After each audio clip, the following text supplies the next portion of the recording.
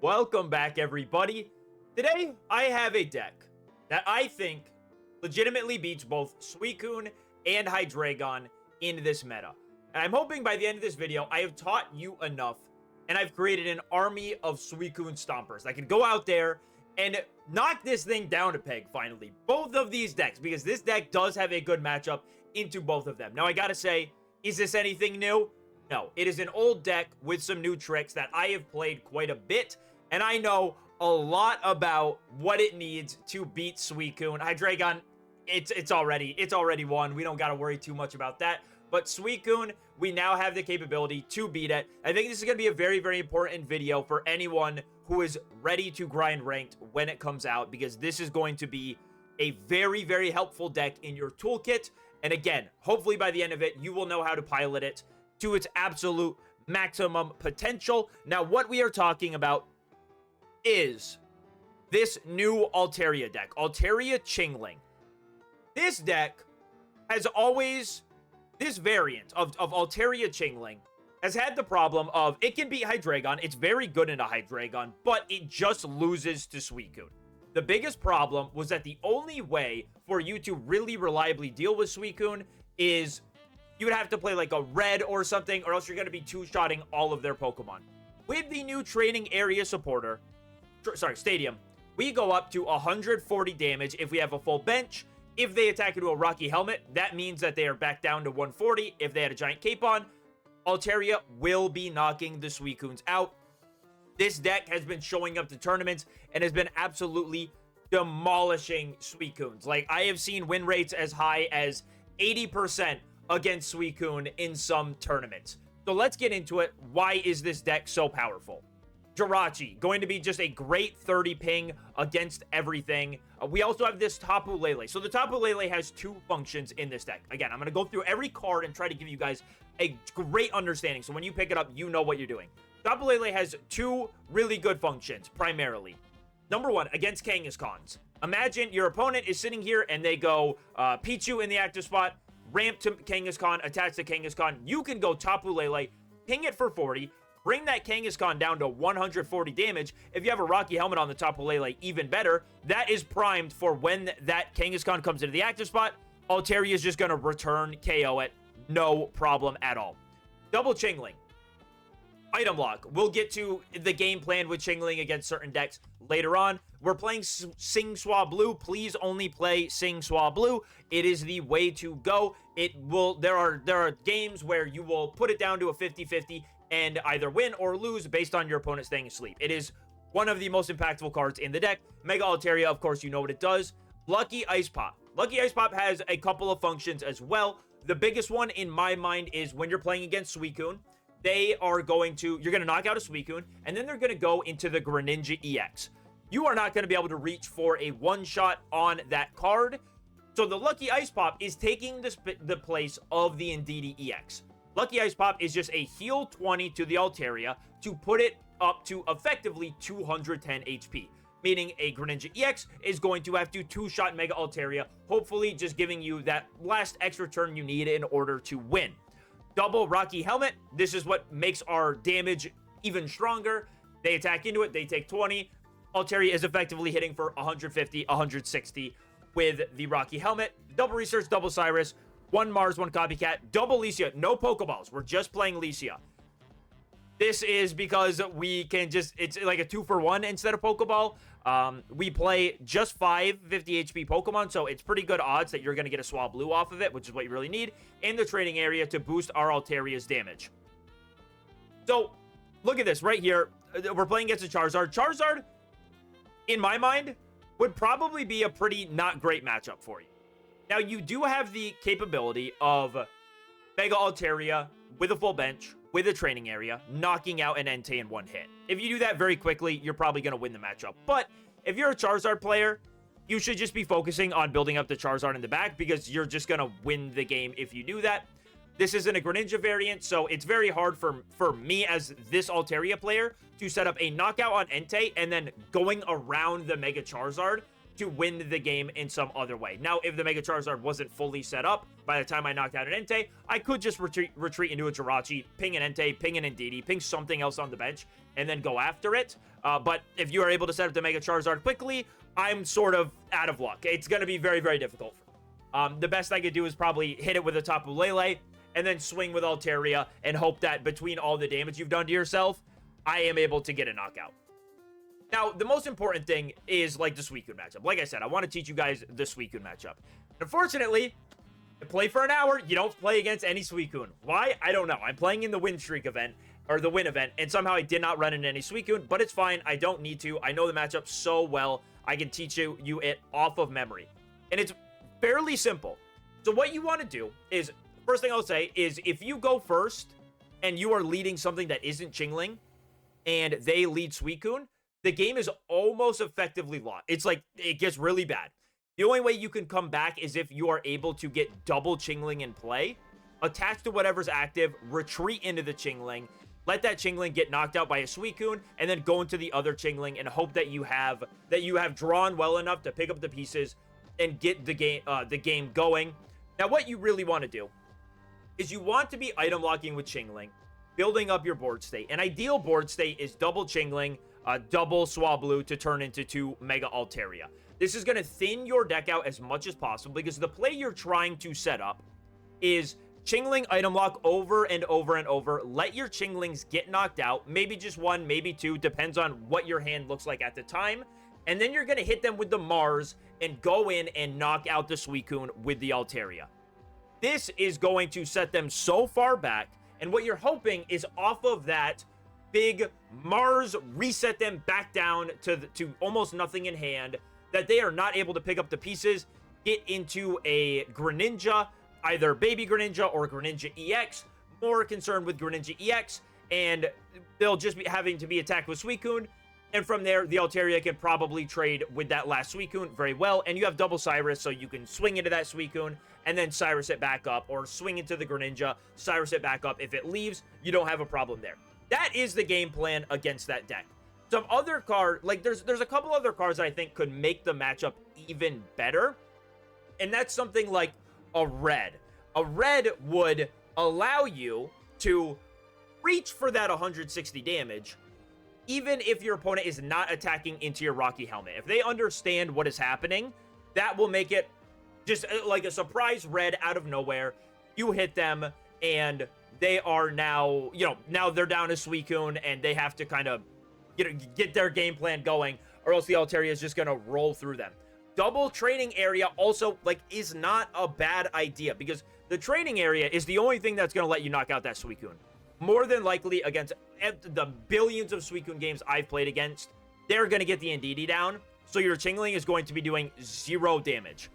They're going to get the Giant Cape on the active Suicune. They just will find it. It is a Suicune in the active spot. It's drawing so many extra cards. It's kind of hard to mitigate that, so we need the deck list to function in a way that means that we have the cards when we need them as reliably as possible. That's why I don't hate double training area, or 1 training area, 1 red in the list. Take something out. Now, again, everything in this list is pretty important. Where you would make that cut, I'm not sure, to be honest. Like, double Cyrus is fair. Maybe 1 Cyrus is the move, because in some matchups, you won't be going for double Cyrus plays. It probably wouldn't hurt the Suicune matchup as much, but it would definitely hurt some other ones. Because if you take something like Hydreigon. Oh, yo, Alex Lee, thank you for the subscription. Bang! Awesome. If you take something like the Hydreigon matchup, your primary way of winning is going to be knock out a Hydreigon, and then probably hope that you've either set up damage somewhere and can, Cyrus in Indeedee, or you have, they put their Mega Absol down too early, and you just say, you know what, I'm not even going to worry about item locking. I'm just going to put 30 on the Absol. Maybe I could put an additional 30 on the Absol. I'm just going to keep sniping the guy. And then I'm going to Cyrus that up for a game and take all 3 points in 1 attack. That's like the 2 ways to win that matchup.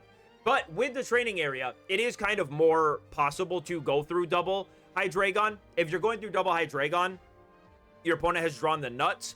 And I don't even know, it'd be so, if they had double Hydreigon and a Mega Absol, you'd probably be cooked, but that's just you shouldn't even worry about that. That'll be 1 in every 100 Hydreigon games.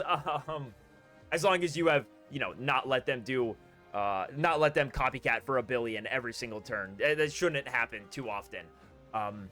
But that's usually your way of winning. Is knock out Hydreigon, knock out Indeedee, or just knock out Mega Absol, win the game.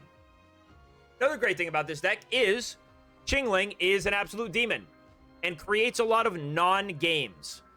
It's kind of the big problem with Chingling and why I don't enjoy playing against it all that much. Yo! Oh, wait. No, that's on this one. Matt Anderson, thanks for the subscription. Hey, I appreciate it, bro. Thank you. Chingling creates a lot of non-games. So I'm going to copycat here for 4. Ooh, big, beautiful hand. We get our Swablu and our Altaria, so we're like ultra chilling. I mean, we can just put the Rocky Helmet on the Chingling, no problem. When his Chingling comes in, I'm going to be able to knock it out in return. I'm just going to Jingly Noise for 10 damage. Set this guy up for a Cyrus later on. Damage on Absol is so good for you. My opponent's going to copycat for 2 because his hand is just full of non-playable cards. And you'll see he's just going to concede. That's what Chingling does. It can also just steal you games for absolutely free. Guys, another thing to note with this deck is you need to watch when you're putting the training area in play. There are a lot of decks that are playing Stadium. Some of them are even playing 2. You saw back when I was playing against the Mimikyu deck, somewhere in here, I placed down my training area to bump their Peculiar Plaza, thinking it was safe. And the very next turn, they played another Peculiar Plaza. That's not typical, but it can happen to you. It absolutely can happen to you. Let's get back to where we were.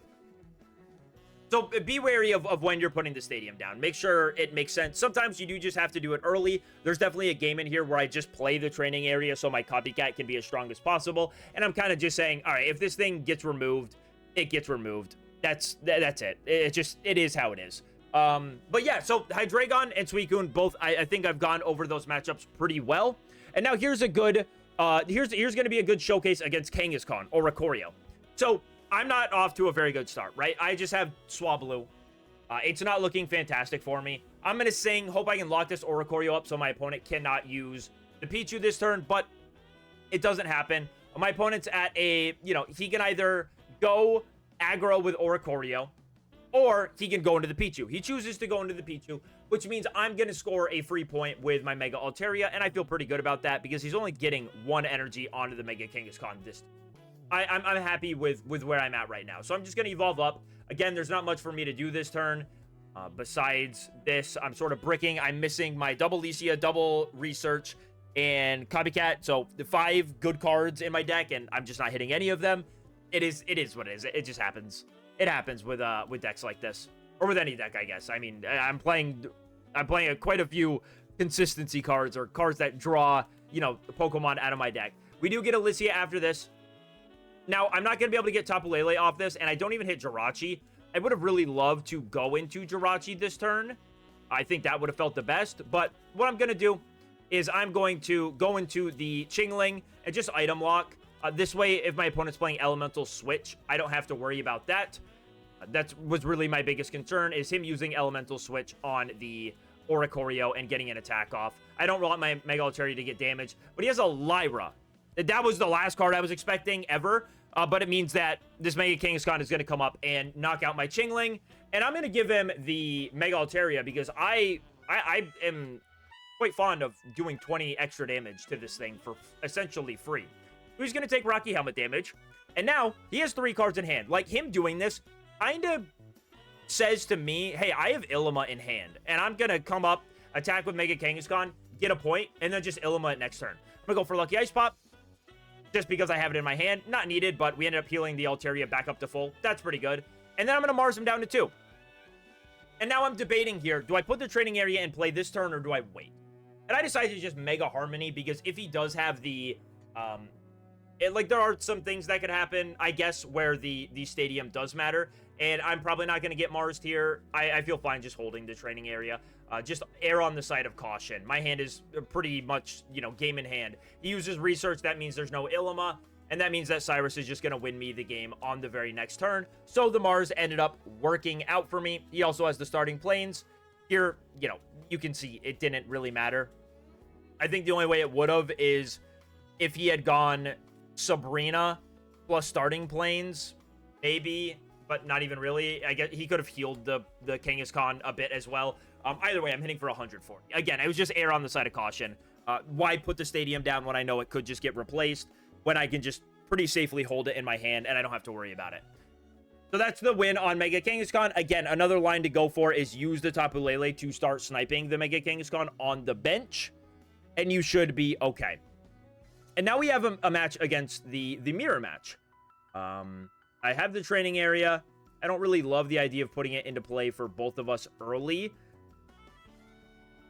And so going first, while my opponent is starting Swablu, it's gonna, where my energy goes next turn is going to depend on where his energy ends up.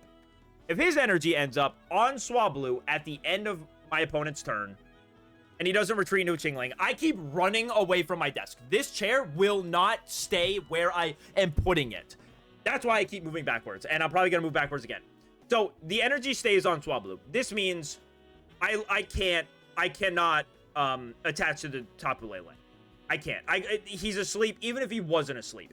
The energy does not go on the Tapu Lele here. Now you see, I'm gonna play down my training area and just everything because I need to get something going here. I can't just sit here with this hand and hope my opponent, you know, researches and plays no cards and I get a better copycat the next turn. I got to get some value out of this thing while I have it in hand because the rest of my hand is kind of buns. Now my opponent's going to go into Mega Altaria. Going to use Alicia. And we'll see who ends up on his bench. It's a Jirachi, and I had to click on the Jirachi because I've never seen this before. I don't know if this is new and I can go get it now or if I missed it, but it's a very beautiful Jirachi, and I want it to bling out my Altaria list even further. He's going to Mega Harmony, knock out my Tapu Lele. Now, my Stadium does get bumped. Kind of surprised he went for he's playing the Peculiar Plaza in the list. It's not typical, but I'm guessing this is a, well, I don't know. I guess they're all mainly Psychic Altaria lists, right? I don't know why this has made it into the list, but it has. We're going to Alicia. Now, I know here, when I bench this Chingling, it's going to mean that probably this Jirachi is going to come up next turn and take a knockout on my Chingling. That's okay. That's okay. I just can't bench a Chingling, you know, in the future. I got to leave it the way it is. Now, my plan for this turn is I'm also inviting it to happen because I have Mars in hand. So if I can Mars this guy back down to one card, I'll feel pretty good. Now, he does unfortunately have the Lucky Ice Pop. And he gets a free roll on the Ice Pop. He ends up flipping tails on this one. It was a bit of a sweat, but he's staying at 130 HP. That's fine. And uses a research. So, I would really love to use Mars this turn and put him down to one prize. Again, assuming that that's the play he makes. It's kind of the only play he has. He's taking a very big risk by attacking into my Mega Altaria, because if I just have one more bench Pokemon, I win the game. It's a lot safer for him to go Jirachi, knock out Chingling, leave me with one bench Pokemon in play against his Mega Altaria. And with, like, kind of board control, having the Mega Altaria on the bench. So, I'm totally prepared to just go, Mars this turn, but I top deck the Cyrus. And I'm going to consider here, well, what's more likely, right? Because of the Lucky Ice Pop, everything has kind of changed. What's more likely? I knock out this Jirachi, I get 2 basic Pokemon to knock out the Mega Altaria? Probably not. Now, what I do know is that in this guy's hand is more than likely a Sabrina as well, which is another card I'm fine with. I don't care because I evolved it in the Mega Altaria. If I had not evolved in, if I did not have second Mega Altaria, I think I would have gone for Mars because I would be fearing the Sabrina onto my bench Swablu, and I would just hope that I could go Mars, swing into Jirachi, go into Mega Altaria, and hopefully just avoid Mars or Cyrus for them to win the game. But I'm going to Cyrus up the Mega Altaria this turn, and I'm going to swing into it for 70. I will still need a basic in order to get this knockout, I believe, depending on what heals he has, actually. I'll be hitting for 70. He'll be taking 20 from the Rocky Helmet if he attacks into this one with Mega Altaria.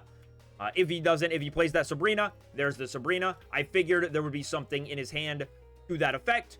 So now he's just at 80 damage. So I just need a basic Pokemon, and I can win the game. And if I don't get a basic, but I do, I can still, again, Mars him to 1 and just try to avoid the Cyrus for that turn. So what does the mirror match come down to a lot of the time?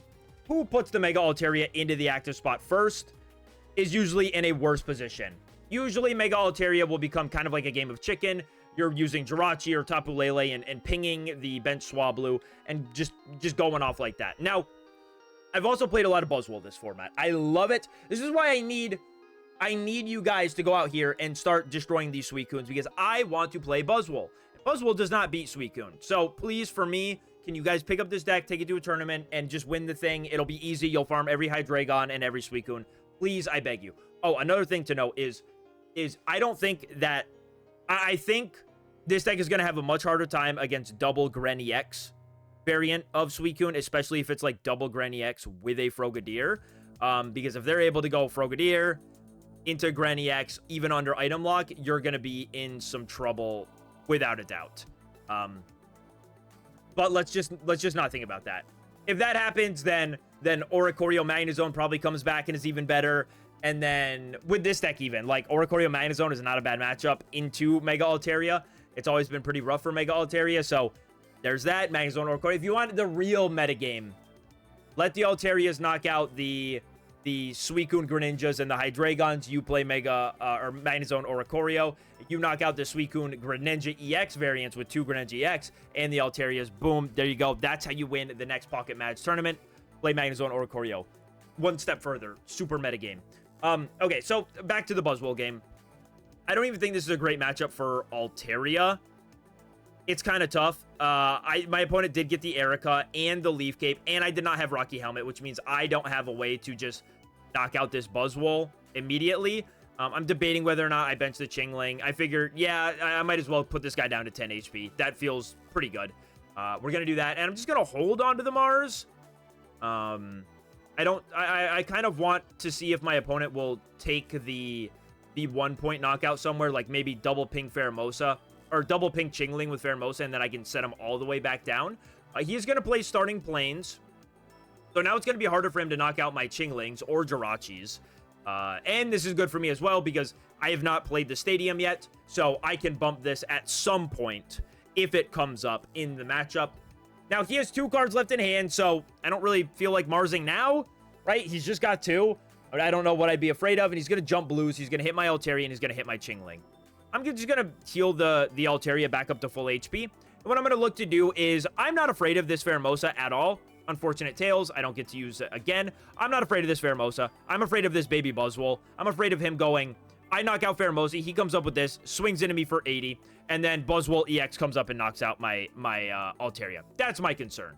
So I'm going to drop a Rocky Helmet onto the Mega Altaria to try to fix up damage numbers a little bit better for the next turn. And I'm going to knock out the Buzzwole, like I said. And crazy enough, my opponent had exactly Buzzwole EX plus a Lusamine in that hand. So now I'm a little bit scared. I'm pretty scared here. I'm going to be honest with you. I think my opponent misplays here. Maybe. So, obviously, he doesn't seem to have a Cyrus in hand because he has nothing in his hand. What he's going to do is he is going to use the Pheromosa attack and not even ping the Chingling. Just ping the Mega Altaria on the bench. He spent some time thinking about it.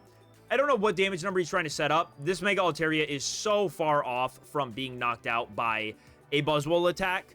So what I'm going to do is I'm just going to Star Drop on the Buzzwole. And unless...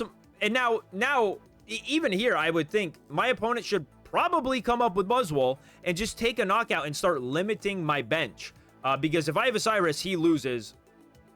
And what he would be looking for is like Cyrus to end the game. If he had attacked with Buzzwole already, he would just be able to go Cyrus on my Chingling, but he just uses Pheromosa. I top decked the Pokemon anyways, but I think in this, I think the Buzzwole should have just gone aggressive and said, I'm just going to clear your bench out so you're not knocking me out. The deck probably plays 2 Cyrus, and hopefully I will just draw into the Cyrus to knock out the Chingling. I think that was the best line that guy could have taken as Buzzwole. But guys, that is going to be it for the video. Hopefully you've learned something. Hopefully you are ready to go destroy some Suicune for me. Thank you, please. We would all appreciate it. Literally everyone that plays the game would appreciate you playing this deck, taking out Suicune, and taking out Hydreigon. I can't think of a more honorable way to serve your nation, to be honest. That's going to be it for the video. Thank you guys so much for watching. Make sure you're subscribed, like the video. I'll see you on the next one.